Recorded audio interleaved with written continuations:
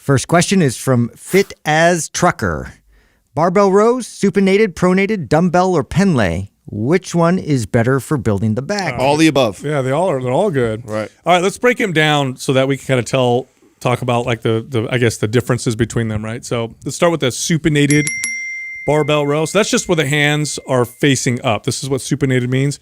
Now the difference between this and a traditional barbell row overhand is that you're going to get a little bit more bicep involvement, and that rotating of the hands brings the elbows in closer to the body. So I noticed when I go supinated, I feel I can get more of a squeeze in my lats than when I use when I use the overhand grip. Dumbbell, I get a little bit more mid-back with that because of the rotation at the top, especially when it's one arm at a time.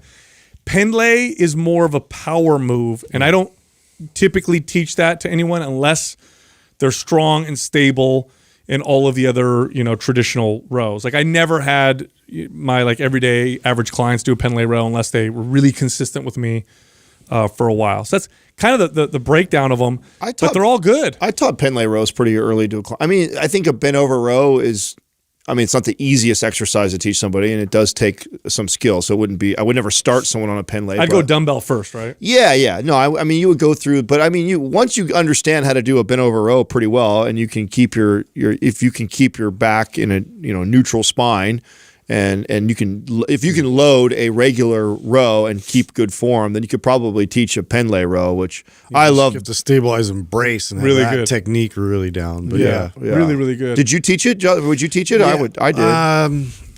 Yeah, it'd take a bit. I would teach it eventually, but not until they have a good prerequisite strength and stability. Well, but just because of that fact is now we're moving it fast. Anytime we're moving it fast, like as long as you have the stabilization and the proper mechanics involved, I think that's the next level to progress. Yeah.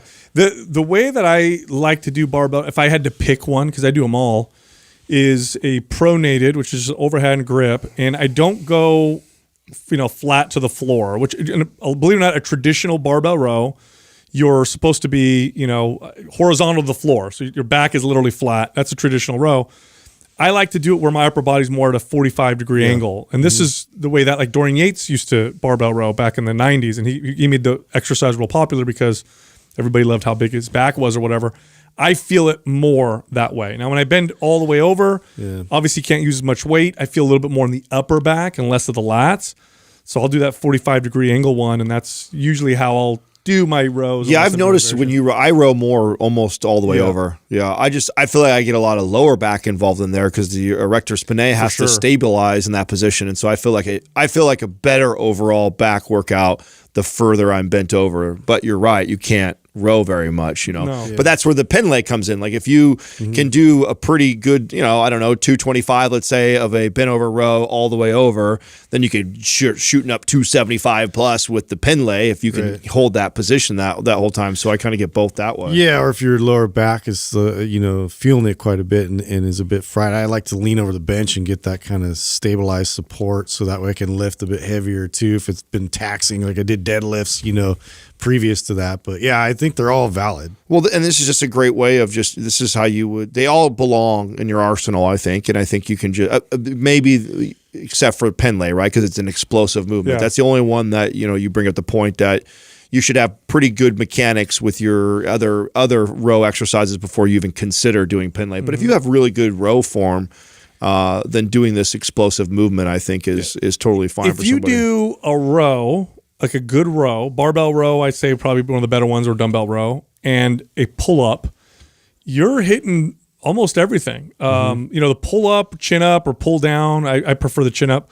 That's really lat heavy. When you're doing the row, you're getting more of that mid-back than you would with a pull-up, and I think you develop a really nice balanced back. And of course, you throw deadlifts in, and you're pretty much covered with the whole deal. But I remember specifically, there was a guy that worked out at Gold's years ago. This is a Gold's I used to go to, and he was like a pull-up machine. That's actually all he did was a million and one different variations of pull-ups.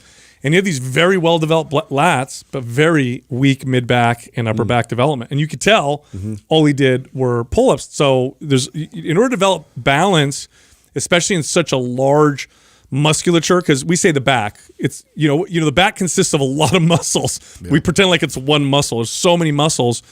You want to do rows, you want to do pull downs, you want scapular retraction, you want to do some kind of scapular elevation. You want to do all this stuff to develop all the different, muscles of that area. Well, and to answer the question, which is which one is better for building the back, and I think you guys would agree, it's the one that you're doing the least out of these, right? So if get good at one of them that you suck at. Yeah. For sure. So the one that you never do is going to end up developing the back the most, because the other ones, your body is somewhat adapted to doing that. So I think they all belong in the rotation, and the best one that you should probably be doing right now is the one that you either never do or rarely do. You like the information in this clip, you guys are going to love the information in this full episode. Make sure you subscribe and check it out.